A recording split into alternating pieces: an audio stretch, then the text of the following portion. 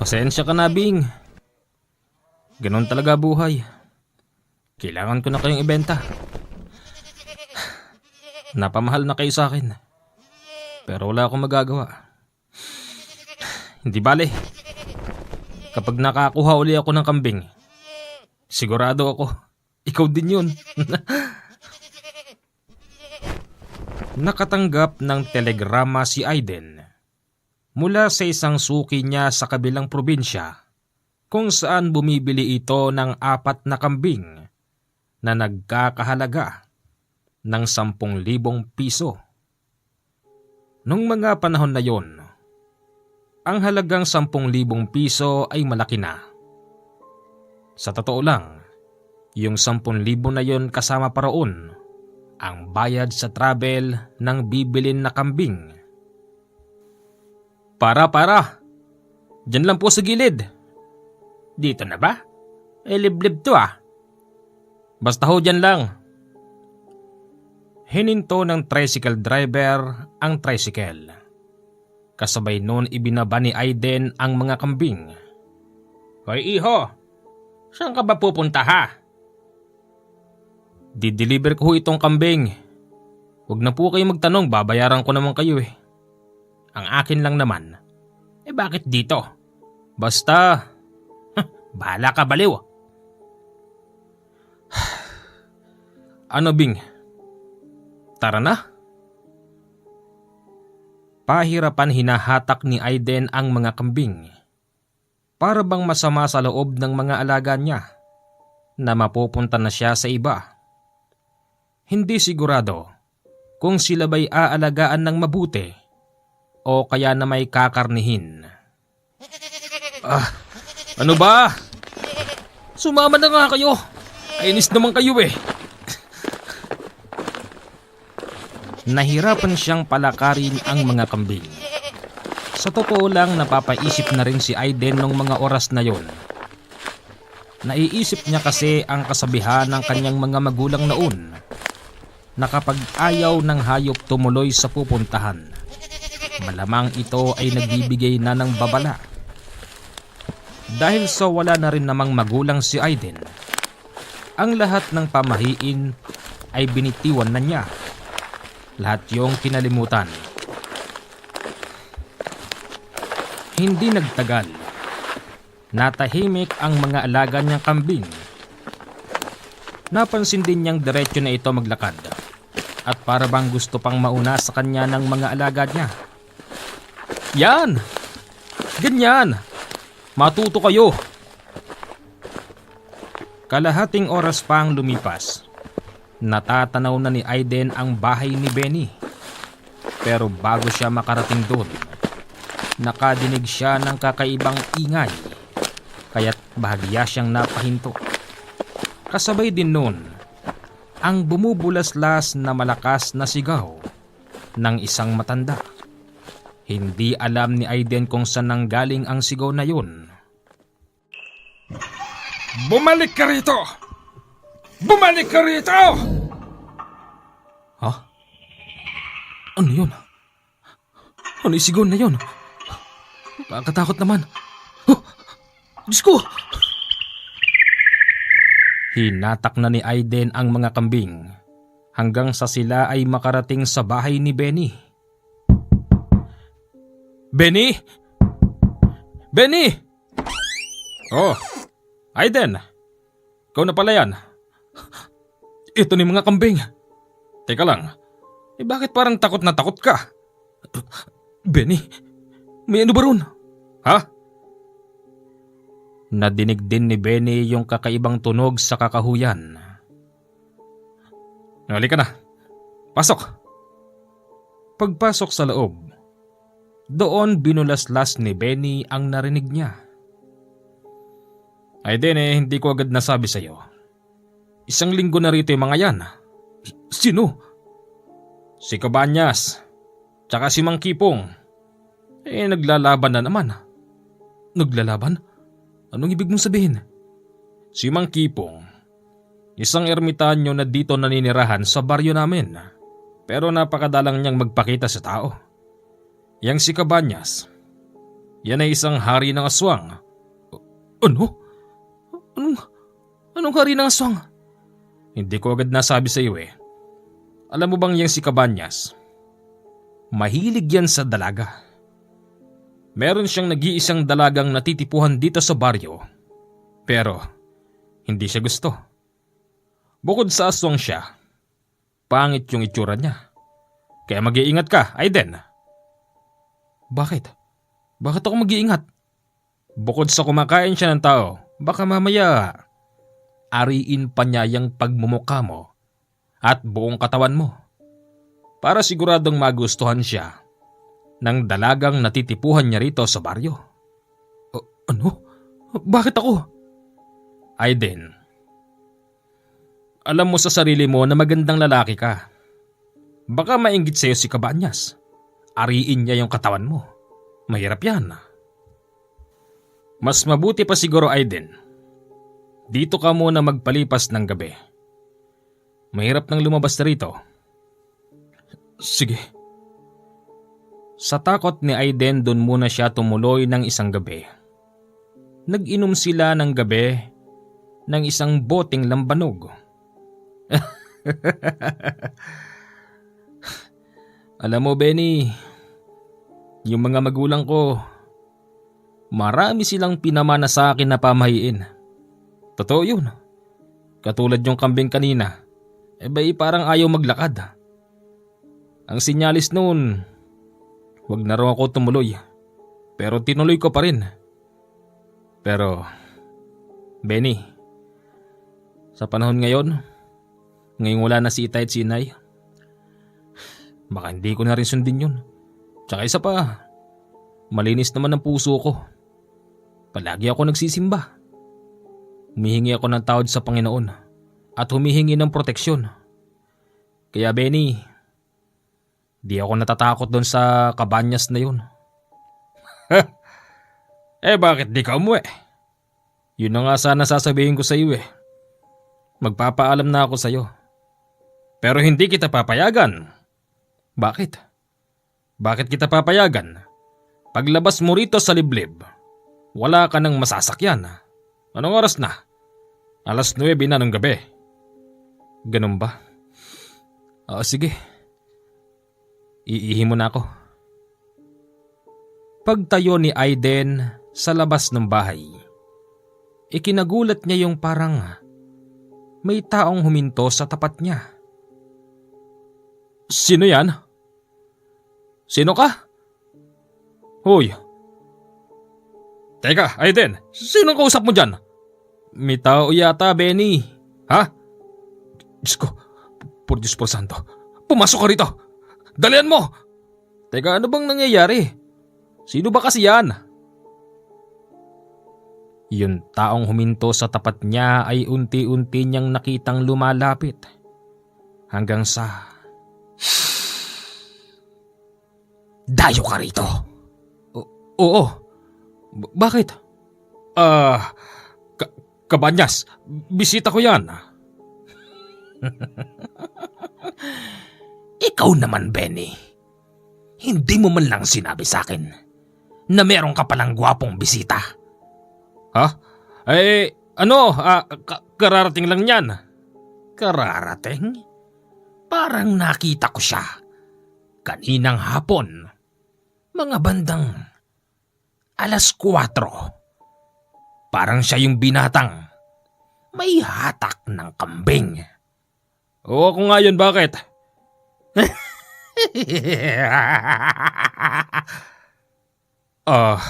Cabañas, ako nakikiusap sa'yo. Babayan mo na sa akin to. Magkababaryo naman tayo eh. Tsaka, tutulungan kita kay Mang Kipong. Magkababaryo? Nandito ka sa karamihan ng bahay? Ako? Nasa dulo. Si Kipong, nandito rin nakapagitna sa inyo. Tapos ako pang kakampihan mo. Kung maaari, basta paarbor mo na sa akin yung bisita ko. Teka, sandali lang pare. Ano bang nangyayari? Tsaka sino ka ba ha?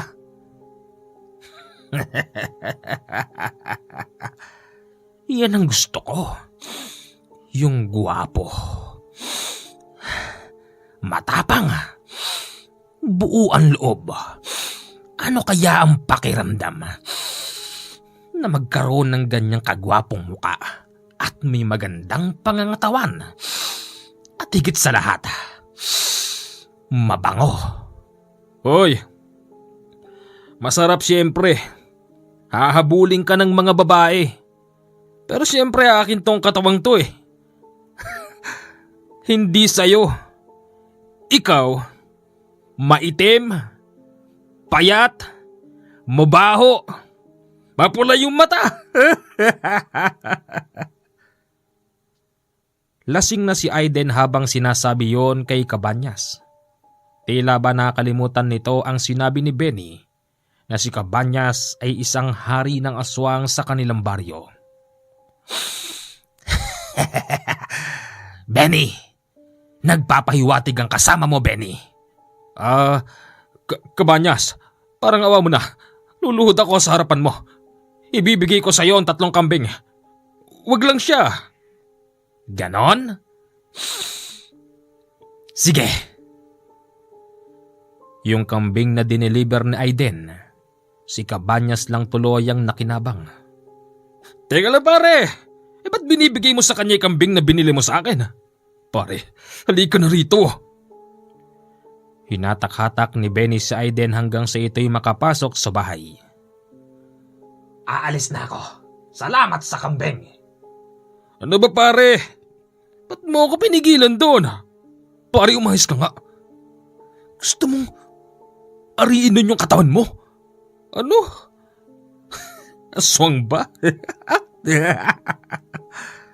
Pare, kung hindi ka na naniniwala sa mga pamahiin at sa kwentong bayan na sinasabi sa iyo ng mga magulang mong namatay, pues maniwala ka sa akin. Kung sa inyo walang aswang, dito sa liblib na baryo namin, hanggang ngayon nabubuhay pa rin ang paniniwalang yan. At kita ng karamihan dito at alam ng marami kung sino si Cabañas. Pasok na rito pare. Oo na.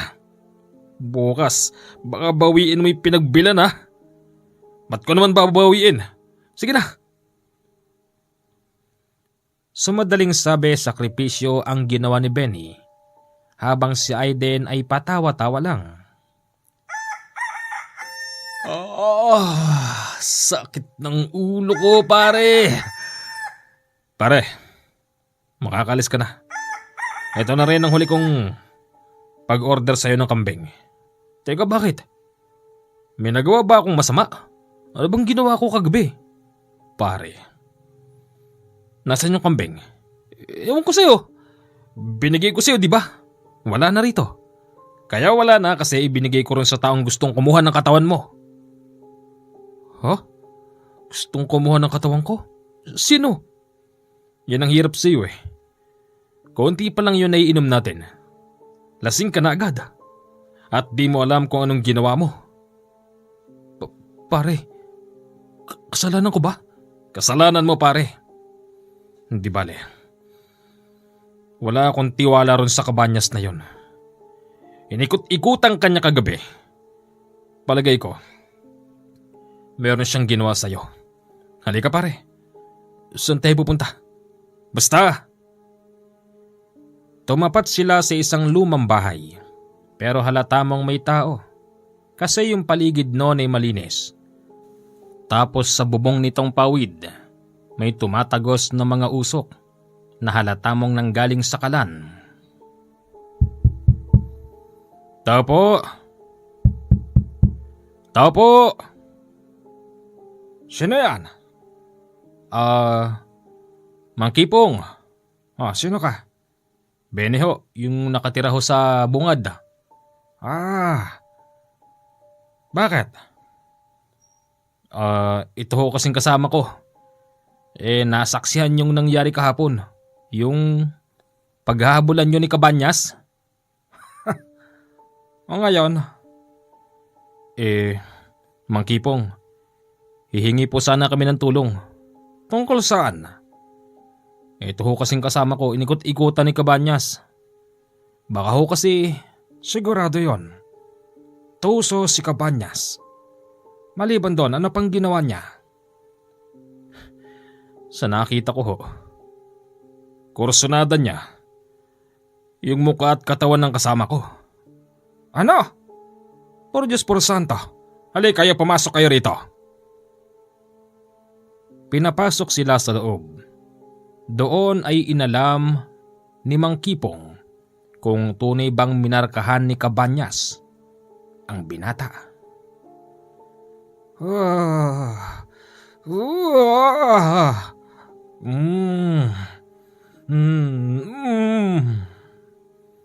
Mang Kipong, ano hong resulta? Minarkahan nga siya ni Cabañas. At ayon sa aking mga nakita, kukunin niya ang katawan mo, iho. Ano? Paano kukunin?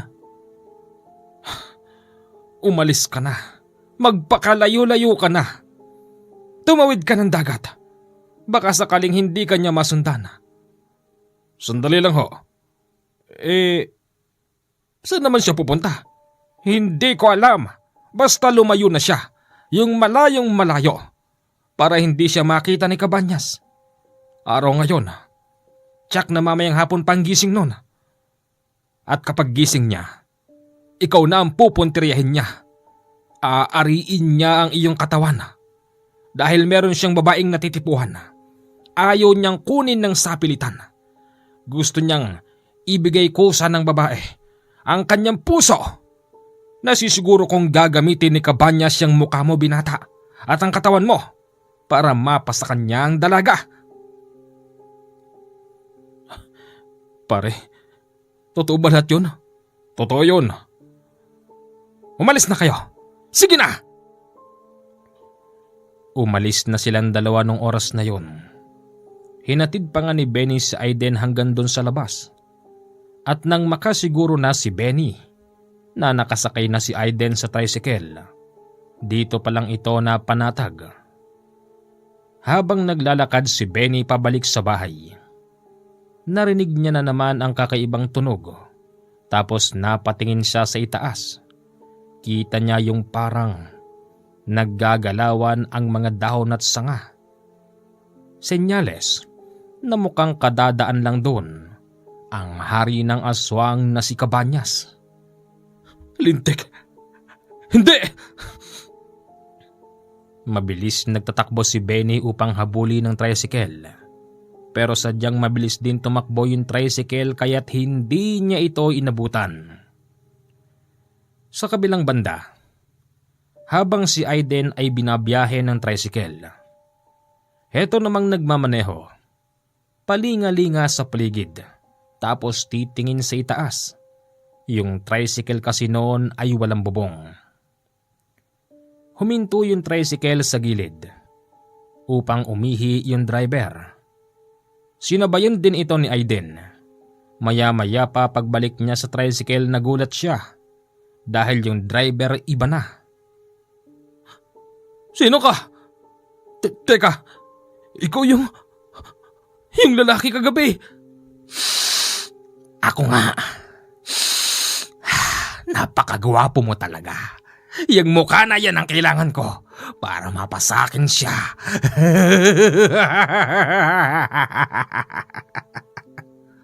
Hindi. Anong gagawin mo sa akin? Ayip ka? Ano akala mo sa akin? Ha? Nanakawin mo yung mukha ko? Hindi lang mukha. Pati ang buo mong pagkatao. Wala ka nang magagawa. Akin ka na, binata. Hindi! Sige, lumapit ka. At anong magagawa ng panaksak mo? Anong magagawa niyan? Para sabihin ko sa'yo.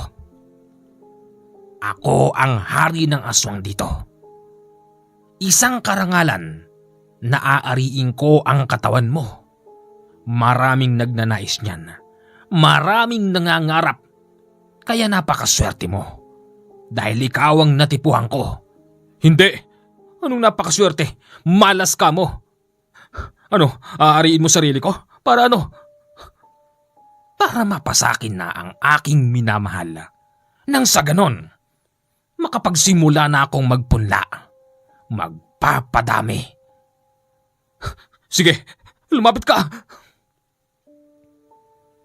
Lumapit pa ng lumapit si Cabañas kay Aiden, kaya't hinataw niya ito ng 4 na beses.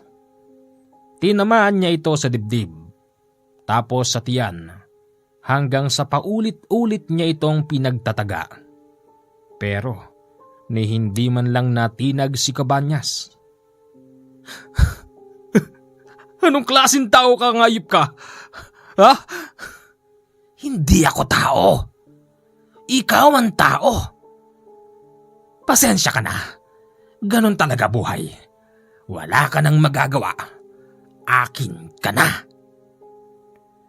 Yung mga sugat nito sa katawan ay unti-unting naghilom. Kasabay nun, umangil ito ng malakas tapos...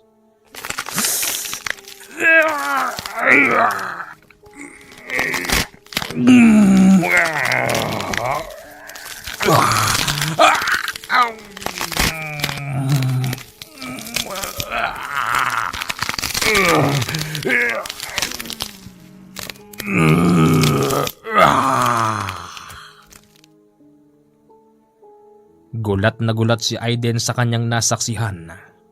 Ang lalaking kaharap niya nabiyak ang buong katawan. Tapos may sumibol na panibago tapos mukhang demonyo ang itsura. Hindi! Hindi ka tao! Ito ang simula. Bago ko ang kininang katawan mo. Kasalanan ng nanay at tatay mo dahil isinilang kang magandang lalaki. Humanda ka! Hindi! Hindi!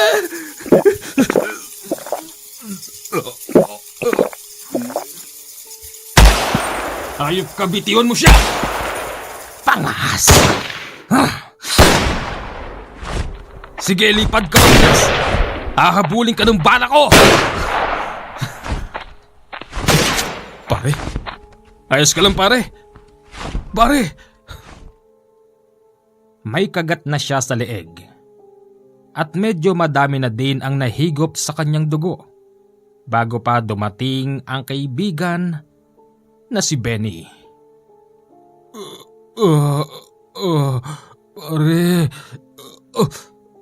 Pare, halika. Dadaling kita kay Mang Kipong. Ikinagulat ni Mang Kipong ang pagbalik nito sa kubo. Akala ko'y nakalis na siya. Mang Kipong, nasundan siya ni Cabañas.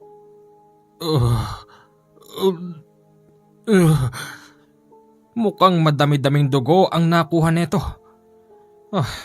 Mabuti inabot mo pa siya ng buhay. Bit-bit ko po yung pambaril ko ng ibon. Siyempre, minana ko pa ito kay Itay. Mabuti na nga't natakot ko yung si Cabañas. Magaling ang ginawa mo, Benny.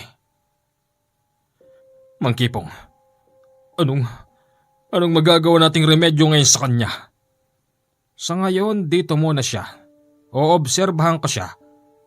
Ikaw ang pakukuhanin ko ng halamang gamot upang maibalik ang mga dugong nawala sa kanya. Sige ho. Lumakad si Benny nung oras na yon. Sa bisa ng utos ni Mang Kipong, pumunta siya sa taas ng kabundukan. Ayon kay Mang Kipong, ang pinagkukuhanan ng nasabing halaman na gamot, may nagbabantay na bungisngis. Kailangan lang daw magpaalam ni Benny at wag na wag itong gagawa ng maling aksyon dahil kahit anong gawin niya hindi niya masasakta ng bungisngis. Kailangan lang nito magpaalam at manghingi. Ito na ba yun? Ito na ba yung sinasabing taniman ng halamang gamot? Tao po! Teka lang, tao ba'y bungisngis? Pipitas na sana si Benny ng isa sa nasabing halamang gamot. Nang biglang...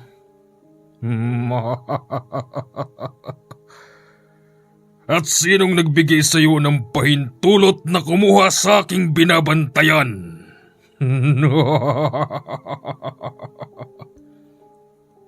Bungisngis, pinapunta ako rito ni Mang Kipong.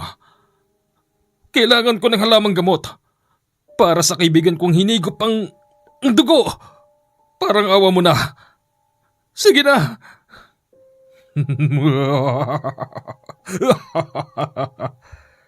Madali ka, kumuha ka na. Meron ka lang 5 segundo. Kung hindi mo yan magagawa, magsasara ang lagusan. Dalian mo! 5 segundo lang ang binigay sa kanya. Sa loob ng 5 segundo nakapitas siya ng ilang dahon. Pagkatapos noon mabilis siyang nagtatakbo, papauwi sa bahay ni Mang Kipong.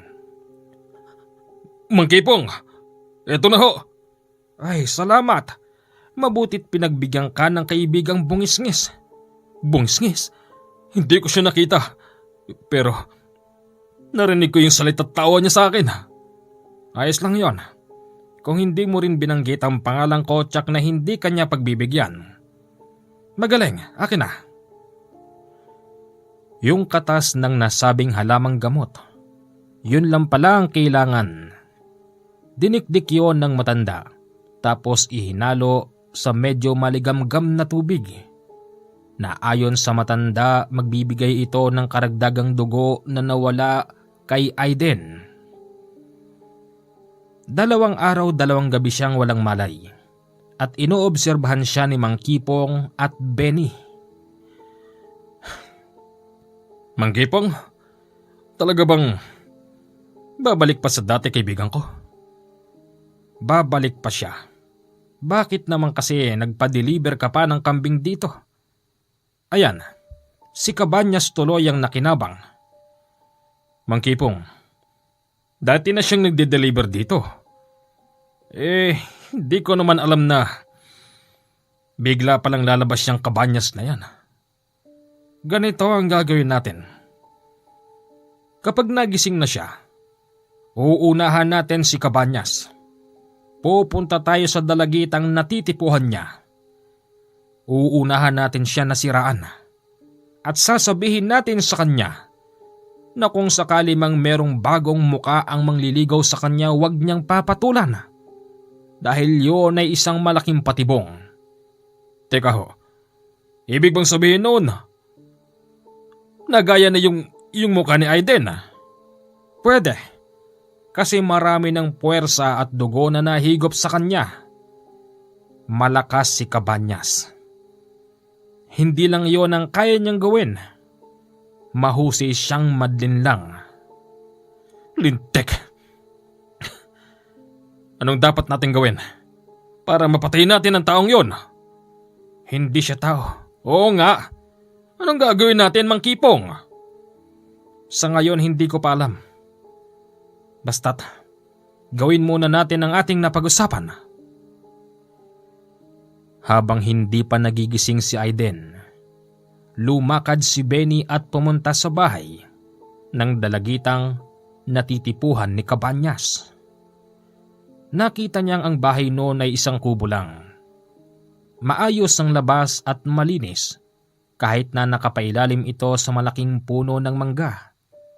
Nakita niya rin na merong isang matandang babae ang nagwawalis. Magandang araw ho. Magandang araw. May paglilingkod ba ako sa iyo? Dito ho ba nakatira si Rosa? Bakit? Bakit mo hinahanap ang apo ko? Ako ho si Benny. Kababaryo nyo lang din po ako, kaya lang siguro hindi tayo magkakilala. Benny. Bakit? Anong kailangan mo sa apo ko? Manang, pwede ho bang doon na lang sa loob? Hindi.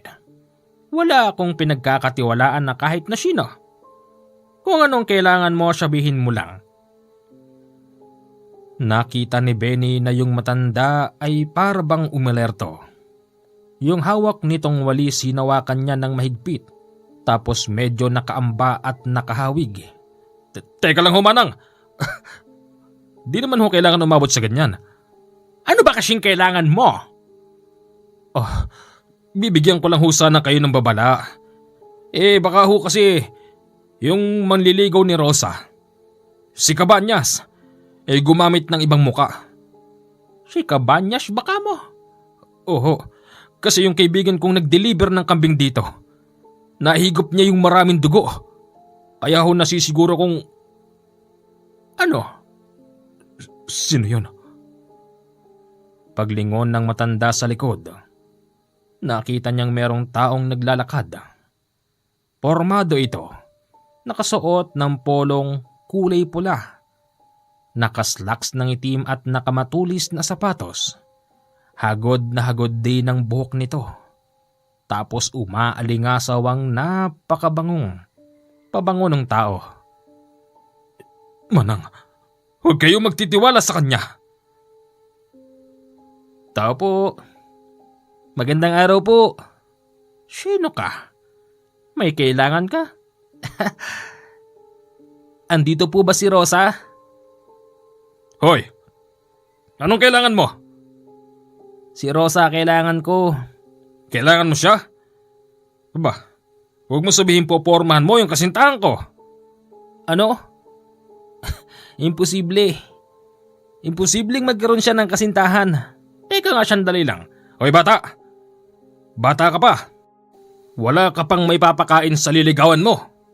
Teka nga sandali lang. Pwede po ba ako magpakilala? Nagpakilala ang batang-batang yon. Ayon sa kanya, Junior daw ang pangalan niya. Siya si Juanito Ledesma Jr. Ang kanyang ama si Juanito Ledesma Sr. Mukha ka namang mabait. Opo, 17 anyos na po ako. Anak po ako ni Juanito Ledesma Sr. At ako naman po, si Juanito Ledesma Jr. JR na lang po. Teka lang Manang, sigurado bang magtitiwala kayo dyan? Pinapasok ng bata habang si Benny ay pinagsaraduhan ng pintuan. Hindi pa rin ito lumabas, tapos nakikinig lang siya sa usapan. Nung mga oras na yon agad siyang tumakbo papauwi sa bahay ni Mang Kipong upang sabihin ang nangyari. Ano? May nakapasok na binata? Oho. Diyos ko, kapag nangyari yon, mangyayari na ang kinatatakutan ko rito sa liblib. Dadami ang aswang dito. Sa ngayon nag-iisa lang si Cabanyas, pero sa oras na mapunlaan niya ang babaeng iniibig niya, sa loob ng 1 taon 2 beses manganganak yon. Ha? May ganun ba? Oo. Iba sa mga aswang at iba sa mga tao. Pag ang tao nagbuntis 6 na buwan. Mali. Pag aswang ang nagbuntis 6 na buwan. Tapos, pag ang mga tao 9 na buwan. Sa loob ng 1 taon, merong 12 buwan. 2 beses manganganak ang babaeng yun. Sa oras na maisuko niya ang kanyang bataan kay Cabanyas. Yan ang hindi ko papayagan.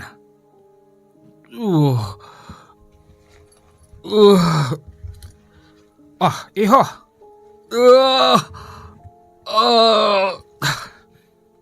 Ayos lang ba siya? Marahil. Ito na ang proseso ng pagdadagdag ng kanyang dugong nawala.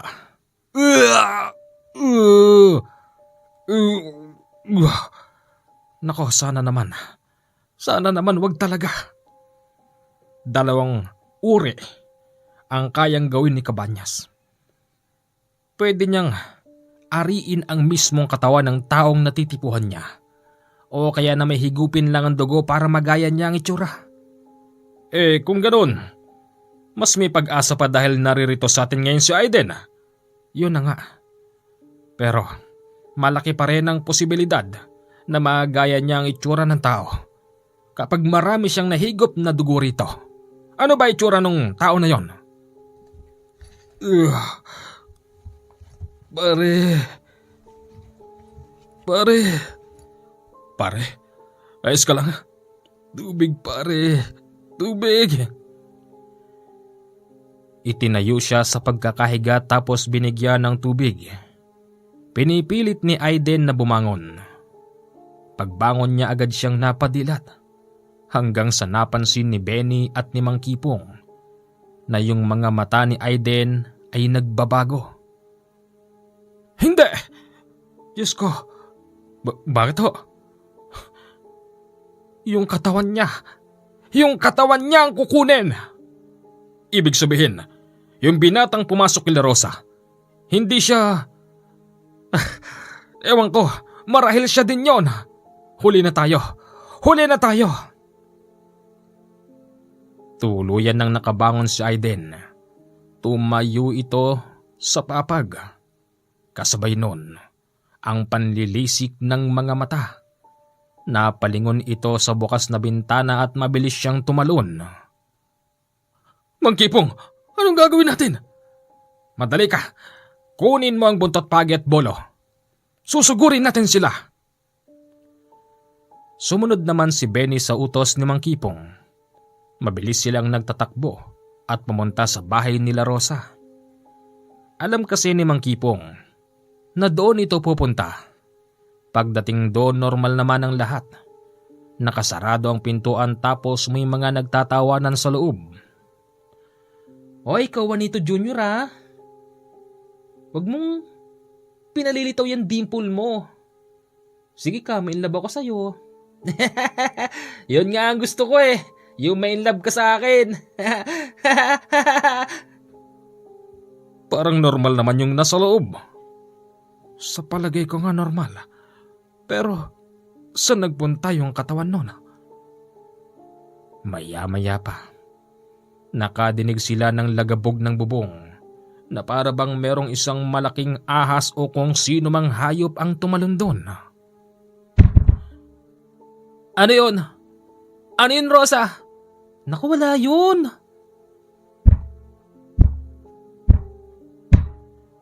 Humahakbang yun sa bubong.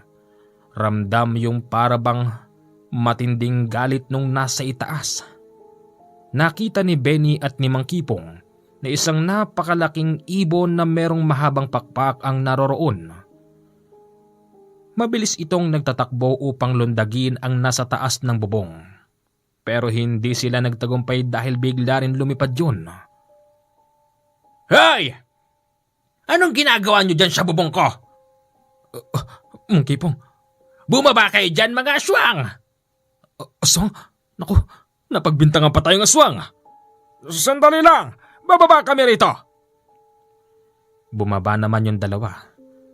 Pagbaba nila, sinalubong sila ng walis tingting. Pinagbabangag sila ng matandang babae sabay taboy. Ano ba yun? Nagmamagandang loob na lang tayo. Tayo pa ngayon na pagbintangan na aswang. Mang Kipong, bakit ho? Naramdaman ko. Ligtas sila sa loob ng bahay. Ha? Sino yung Juanito Jr. na yon? Nararamdaman ko. Ang batang yon ay merong kakaiba. Hindi ko masabi kung siya ba'y albularyo, engkanto, o simpleng taong ipinadala ng tulong. Anong ibig niyong sabihin? Basta, iyon ang nararamdaman ko. Sa ngayon, magtiwala tayo na hindi si Cabañas ang nasa loob ng bahay nila. Hanapin natin ang katawan ng kaibigan mo at doon lang natin malalaman ang tamang kasagutan. Sige po. Lumakad sila nung araw na yon. Kung san-san sila napadpad hanggang sa inabot na sila ng dilim.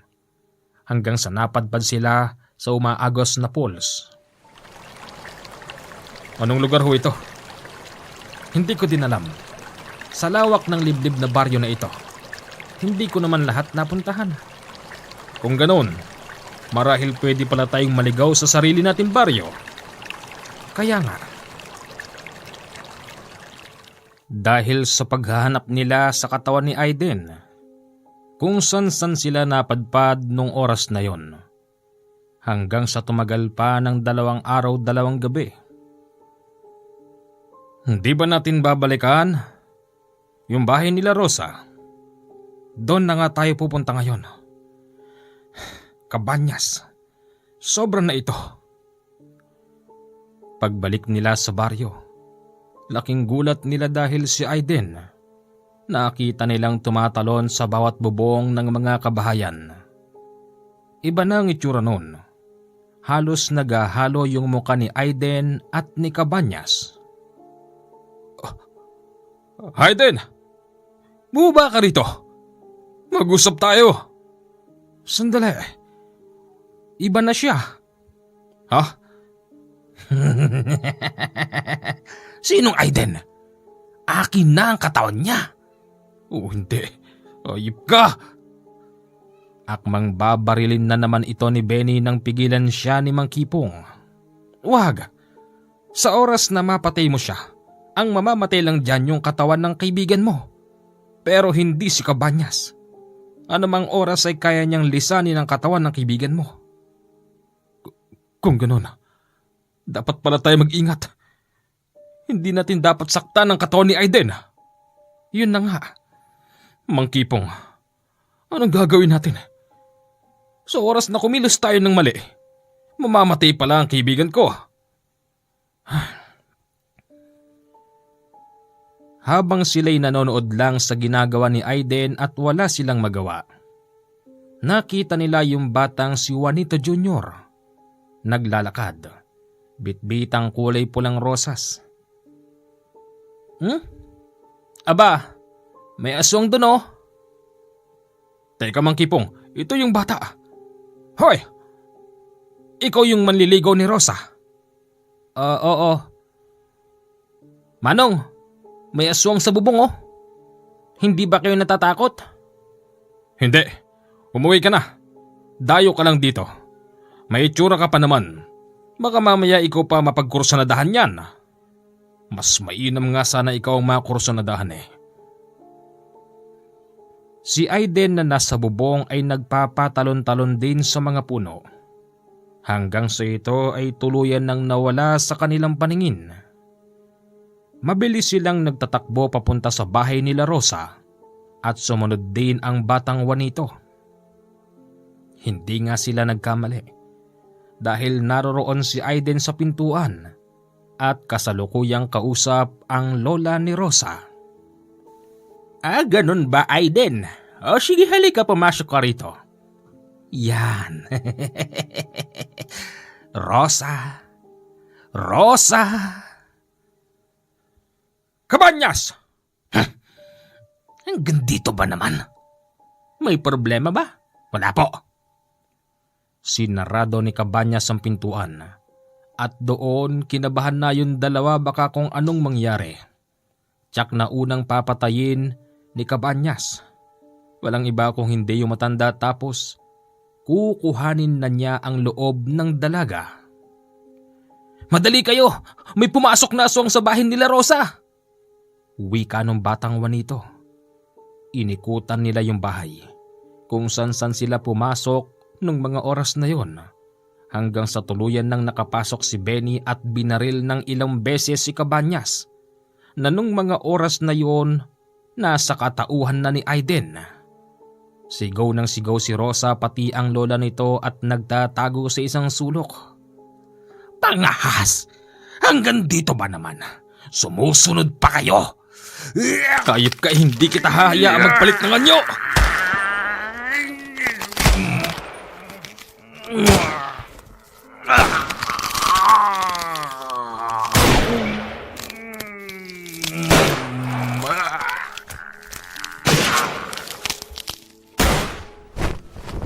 Tama na! Baka mamatay si Aiden!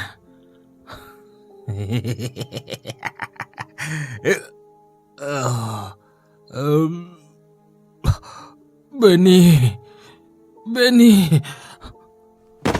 Aiden? Hindi! Bigla na lamang ito nagpalit ng anyo Mula sa pagiging aswang, naging siya si Aiden. Bumulagta ito sa harapan niya kasabay noon ng sigaw ng matandang babae. Wag! Wag!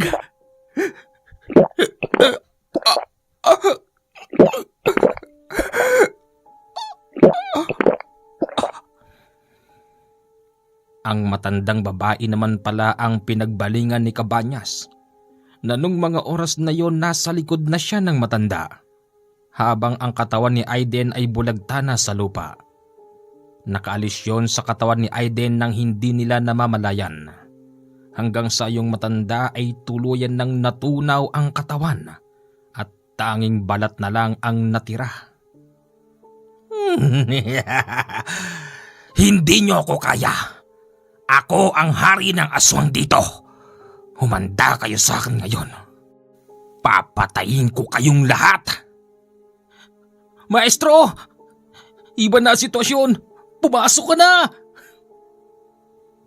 Nagulat sila nang biglang may pumasok na tao sa loob. Kinuha nito ang hawak na rosas ni Juanito at agad na hinampas kay Cabañas. Sino ka? Pakialamero! Sobra ka na. Tama na yan. Mang Kipong, sino tong taon to? Hindi ko alam. Matagal na kitang binabantayan, Cabañas. Ano pang magagawa mo ngayon? Nakuha ko na ang matanda. Patay na rin ng Aiden na yan. Patawad na huli ako. Pero may pagkakataon pa tayo. Hindi ako naniniwalang kinuha mo ang buhay nila. Ano? Oo. Isang malaking paglilin lang tong ginawa mo. Sinugod ni Cabañas ang ekstrangherong lalaki. Sinalubong yon ng suntok kaya't bumalagta si Cabañas. Ano? Bangon! Akala ko ba malakas ka? Kayo dyan, ano pang tinatayo-tayo nyo? Banatan nyo na! Binanatan nila si Cabañas ng walang mulat. Suntok, tadyak, saksak ang ginawa nila nung oras na yon. Walang hiya ka. Pinahirapan mo yung kasama namin. Itong sayo. Pinagbabaril siya ni Benny. Kasi nung mga oras na yon ang itsura ni Cabañas ay ganun pa rin. Nakuha man niya ang lakas ng matanda pero hindi pa niya nakukuha ang itsura nun. Nanalo na ba tayo? Hindi ko alam. Malakas si Cabañas. Sandali. Ikaw na hayop ka. Akala mo siguro habang buhay kang mabubuhay? Hindi porket sinangla mo yung katawan mo at kaluluwa mo sa ilalim ng lupa, magagawa mo na gusto mo. Ang tamis. Matamis. Pues, itong sayo. Sinuntok yun ng lalaking ekstranghero kaya ito tumilapon sa labas. Anong ginagawa ninyo? Sandali lang. Susubukan natin. Kaya naman pala biglang namamayat ang katawan ng biktima ni Cabañas matapos kagatin. Dahil naroroon din ang pinaglilingkuran niya. Gumagamit ito ng matinding panlilinlang para akalain ng mga taong nakakita na tuluyan ng namatay yung tao at namayat. Hindi ito totoo. Akin na yung halamang gamot na kinuha mo. Sa kanya. O ito. Agad yun binigay ni Benny tapos itinapal kung saan nakagat ang matandang babae. Pinakiramdaman kung ito ba'y humihinga pa. At nang sinabing humihinga pa, ihiga raw yung matanda ng maayos. Habang si Aiden, bulagta pa rin ng mga oras na yon dahil sa tama ng bala. Ako na magdadala sa kanya sa ospital. Tama ng bala ito. Hindi ko ito kayang gamutin. Maestro, paano kung bumalik yun? Hindi na siya babalik sa ngayon. Meron siyang malubhan tama. Sumama ka sa akin. Ako? Ikaw nga. Isinama si Benny sa ospital. Pagdating doon sa kasamaang palad, idineklarang dead on arrival na si Aiden. Kasalanan ko itong lahat eh. Nagkamali ako. Ganon talaga buhay. Hindi natin alam kung hanggang kailan tayo. Hindi natin alam kung baka mamaya tayo nakasunod. Mag-iingat ka na lang. Oo. Juanito, maestro, bumalik ka ron. Opo. Ipinalibing ni Benny ang katawan ni Aiden malapit sa kanyang bahay. Labis ang paghihinagpis ng kaibigan. Cabanyas, hindi ako papayag na hindi ka susunod na ililibing. Pagbalik naman ng batang Juanito sa kubo nila Rosa, doon ay napag-alaman nilang tuluyan din palang namatay yung matanda dahil sa dami ng dugong nakuha rito. At sa edad ng matanda hindi na kinaya ng katawan. Rosa, paano ka na ngayon? Hindi ko alam. Manong Kipong, mamaya sigurado nandito si maestro. Laban nyo to, nang himasok lang kami. Kasi taga dito ako sa liblib na baryo na ito. Pero nangangako ako sa iyo, Manong Kipong, hindi aalis si maestro dito hanggat hindi natatapos ang problema na ito. Sino ba yung maestro mo? Siya si Maestro Nolesto. Isa akong mag-aaral niya. 2 taon pa lang ako nag-aaral sa kanya ng lihim na karunungan. At kaya lang ako napauwi rito. Dahil nga sa problema kay Cabanyas. Nakatanggap kasi kami ng telegrama mula kay inay na ginugulo ni Cabanyas tong baryo natin, kaya sinamahan ako ni maestro. Kung hindi lang nahuli si maestro, tsak na buhay pa yung kaibigan nyo, tapos yung lola ni Rosa. Binalikan ko si Rosa kasi lihim kami nagmamahalan. Ang mali lang namin, hindi agad namin nasabi sa lola niya para maging legal. Maya-maya pa dumating na ang maestro ni Juanito. Kasabay nitong dumating si Benny. Mang Kipong, kayo pala nag-iisang albularyo dito, tama? Opo. Hindi matatahimik ang baryong ito. Kung hindi natin lalabanan ang hari ng aswang dito, marami siyang kayang gawin. Kaya niyang agawin ang buhay ng isang tao. Malakas siyang gabunan. Opo. Ang alam ko po talaga isa siyang gabunan. Sabi sa akin ni Juanito, matagal na ang problema na yan dito at meron naman daw isang albularyo ang tanging nakikipaglaban sa kanya. Ako po yun. Ganito ang plano. Siguro naman alam nyo kung saan matatagpuan ang kuta ni Cabanyas. Alam ko po yun. Ang problema po, maraming mga nakapaikot doon. Na ano? Na mga tagasunod niya. At nakakuha siya ng 2 buhay ng tao. At nasisiguro ko na sa susunod na gabi, paglabas ng bilog na buwan, magsasagawa sila ng ritual. Kung ganon, pupunta tayo doon. Juanito, po, ilayo mo na rito yung nililigawan mo. Kasintahan ko po siya. Oo na, sige na. Kami nang bahala rito.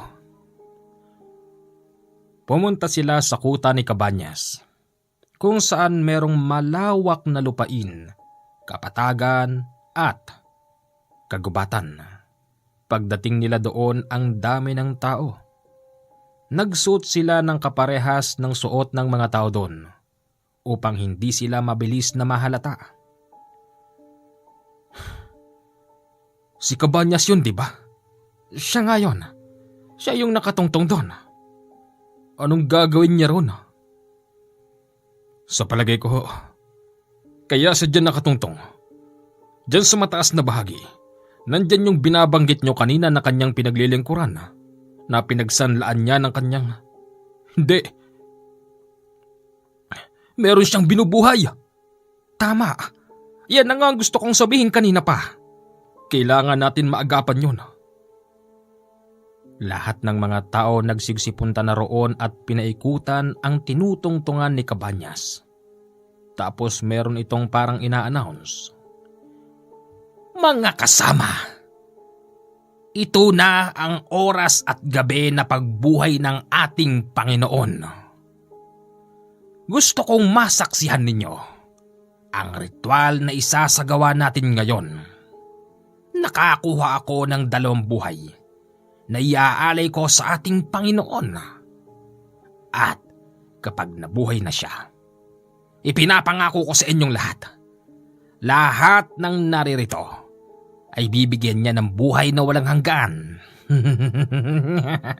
Dahil kayong lahat, naglingkod kayo sa kanya ng sarili niyong kagustuhan.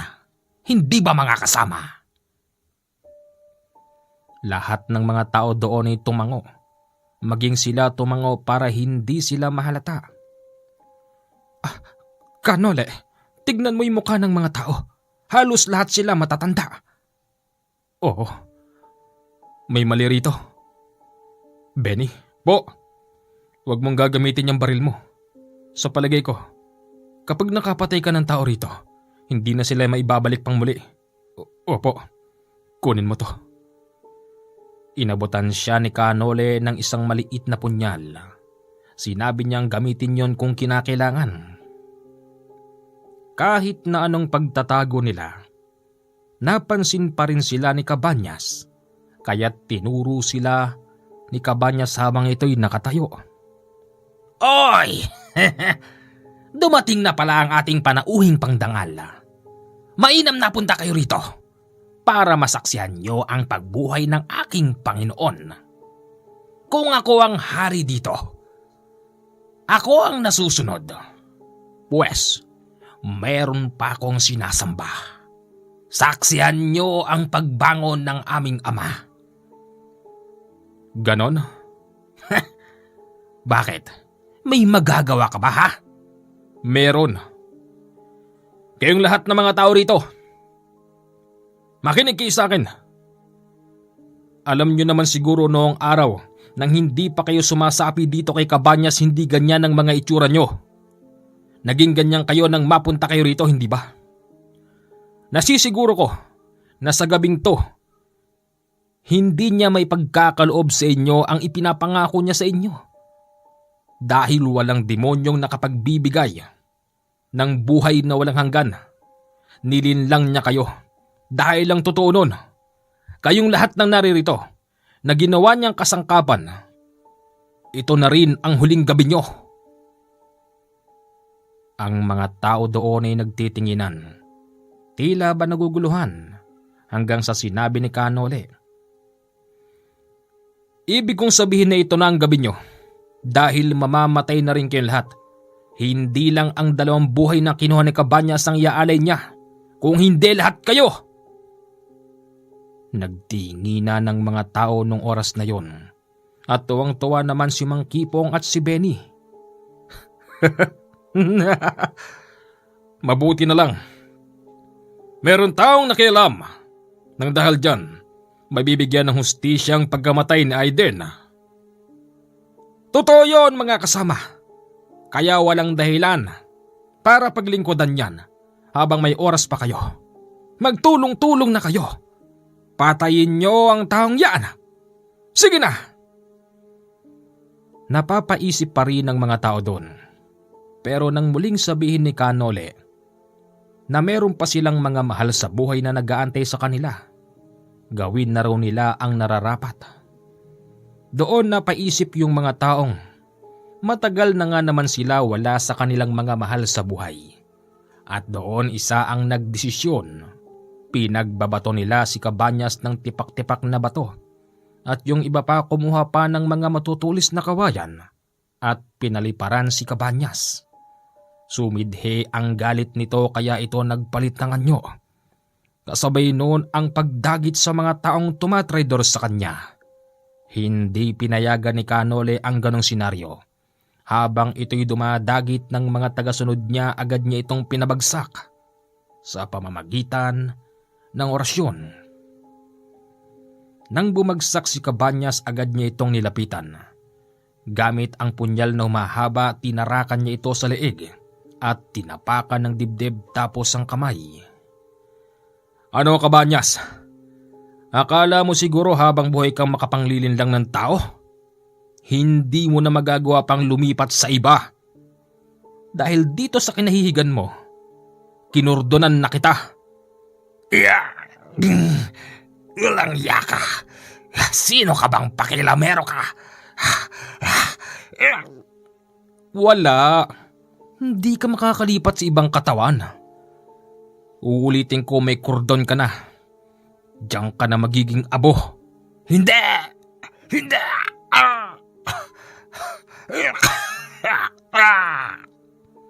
Mamamatay ka na ngayon. Pasensya ka na! Napalingon si Canole sa mga taong galit na galit. Gusto nilang sunugin si Cabanyas ng buhay.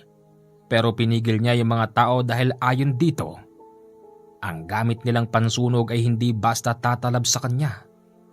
Kaya't ang ginawa noon ni Mang Kipong at ni Benny, sila ang kumilos. Sa pamamagitan ng mga nagtatabaang kahoy, pinabagsak nila yung tinutungtungan kanina ni Cabanyas. At doon, tumambad sa kanila ang isang nakakatakot na nilalang na walang buhay. Malapad ang katawan nun. May magkabilang sungay sa magkabilang ulo. Tapos halata mong matagal ng patay. Panahon pa ng mga raha, ng mga dato at lakan nang mamatay ito. Sinong may gawa sa kanya nito? Wika ni Canole. Hindi niya mabasa ang isip nun dahil nga ito'y patay na. Pasensya ka na, Cabanyas. Hari ka man ng aswang dito sa liblib. Pero hindi ka na magkakaroon pa ng ikalawang pagkakataon para mabuhay. Pakawalan mo ko. Magbabago na ako. Magbabago? Dahil sa alam mong nagbibigay ako ng ikalawang pagkakataon sa mga tao? Kaya ka humihingi sa akin ng pagkakataon? Hindi. Hindi kita nakikitaan ng pagbabago. Hindi napigilan ng mga tao ang kanilang sarili. At yung nakita nilang bumagsak na patay, sinunog nila yun. Patong-patong na mga kahoy na tuyo ang ginamit ng mga tao. Tapos si Cabanyas habang dagan-dagan ni Canole ay sinasaksak ng mga tao. Sigaw ito ng sigaw at nagmamakawa. Bandang huli galit na ang pinakakawalan ni Cabanyas at nagbabanta sa kanyang mga tagasunod. Kapag nakawala ako rito, papatayin ko kayong lahat. Hindi ka na makakawala. Pasensya ka na. Gagawin na rin kitang abo ngayon. Natigil silang lahat dahil may gumuhit na liwanag. Liwanag na animoy kidlat na nanggaling sa itaas at tumama sa katawan ni Canole kasabay nun. Yung parabang bulta-bultahing kuryenteng gumapang sa kanyang buong katawan papunta sa katawan ni Cabanyas. Hanggang sa ilang segundo lang tuluyan ng naging abo ang hari ng aswang sa liblib na baryo. Wala na. Tapos na siya. Mang Kipong, tignan mo yung mga tao. Yung mga tao isa-isang nabuwal. Nag-alala si Benny at si Mang Kipong. Huwag kayong mag-alala. Nilisan na nang mahikang itim ang katawan ng mga taong nilinlang ni Cabanyas. Mamaya lang, babangon na sila at babalik na sila sa mga mahal nila sa buhay. Umalis na si Canole nung oras na yon. At doon nag-antay si Mang Kipong at si Benny. Tunay nga ang sinabi ni Canole dahil bumalik na sa dati ang mga tao. Yung iba pa nga nagtataka kung bakit sila naroroon sa lugar na yon. Dito nakilala ni Mang Kipong ang nag-iisa niyang apo na noon ay inakala niyang matagal ng patay. Apo? Ikaw ba yan, apo? Lolo Kipong? Apo!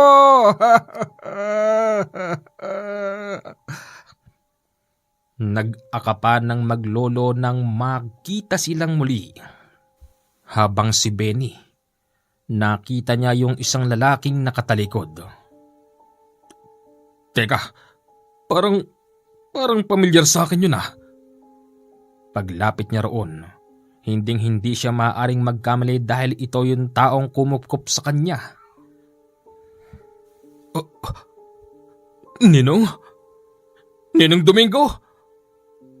Humarap yon sa kanya at doon na kumpirma niyang ito yung ninong niyang matagal nang nawawala. Bumuhos ang luha ng mga tao doon nung oras na yon. Sabi nga nila matagal silang natulog at hindi alam ang pinaggagawa. Mang Kipong, kung hindi nila alam ang ginagawa nila, Anong paano? Paano sila nang laban? Paano sila bumaligtad? Ganun ba? Oo. Yung taong tumulong sa atin ay merong malakas na kapangyarihan. Meron siyang malakas na gabay at nasisiguro ko sa tulong ng orasyon niya kahit papaano'y naibalik ang isip ng mga tao pero hindi pa lahat. At yun ang dahilan kung bakit bumaligtad na ang mga tagasunod ni Cabañas. Naawa ako sa kaibigan mong si Aiden, pati na rin doon sa kawawang matanda. Hindi ko akalain na abot sa ganun. Parang piyesta na dumaloy ang maraming tao sa baryo. Kasi ikinagulat ng marami yung pagdagsa ng mga taong matagal na nilang hindi nasisilayan. Sabi nga doon ng kanilang kapitan del baryo, akala nila'y matagal nang patay ang mga tao na yon. Pero sa muling pagbabalik nila, naglabas ng malaking halaga ang kapitan del baryo upang mamili ng mga baboy, baka at kung anong-anong panghanda upang magamit sa isasagawang kasiyahan sa kanilang liblib na baryo. Nang magsagawa sila ng kasiyahan, lahat ng mga may kaalaman nandun sa gilid na animoy nagsisilbing gwardya. Naiisip pa rin kasi ng kapitan del baryo at ni Mang Kipong na baka mamaya meron pang natitirang alipores si Cabañas. Nasa na ba yung taong tumulong sa atin? Hindi ko alam, Kapitan. Dapat ko siyang makausap ng maayos. Dapat ko siyang pagpasalamatan. Nandito ho ako, Kapitan. Ako ang Kapitan del Barrio rito. Noli po. Noli? Dayo ka rito, no? Opo. Kasama ko po si Juanito Jr. Si? Juanito Jr. Ikaw pala, si Juanito Ledesma Jr. Opo, Kapitan. Akala ko'y matagal ka ng patay kasi 2 taon na kitang hindi nakikita. Ibig bang sabihin noon, galing ka rin doon sa kuta ni Cabañas? Hindi po. Marahil isa po ako sa taong nawala rito pero nandun po ako sa tamang kamay. Anong ibig mo sabihin? Nasa akin po siya, Kapitan. Nag-aaral po siya ng lihim na karunungan. 2 taon na po siya sa akin. Pero gugugol pa siya ng siguro nasa 9 na taon pa para makapagtapos siya. At kaya lang po ako sumama rito dahil po ayon sa telegramang natanggap namin, ginugulo nga raw ni Cabañas itong liblib na baryo na ito. Sinabi rin sa akin ni Juanito na maraming taong nawawala rito. Gusto kong alamin at gusto kong makatulong. Hindi ko naman inaasahan na ganun pala karami yung mga taong nawala rito. Kaya pala sa unang tingin, kung titignan mo parang walang tao rito eh. May mga bahay nga pero ilan lang ang nakatira. At bukod pa riyan, marami ding mga taga-ibang bayan ang nawala ng tao. At nasisiguro ko na lahat yun ay biktima ni Cabañas. Ganun ba, Kapitan? O paano po? Hindi na rin po ako magtatagal. Teka. Hindi muna tayo magsaya rito. Bakit aalis ka na? Natapos ko na po misyon ko rito. Sasama ko na po si Juanito. Kung ganon, maraming salamat sa tulong mo, kaibigan. Hanggang dito na lang po ang ating magandang kwento. Isang magandang gabi po sa inyong lahat. 0948-5230-887 yan po ang aking Viber account. So tumatawag at nagte-text naman po, hindi ko po kayo masasagot dahil po limited po ang aking pang-text. Salamat.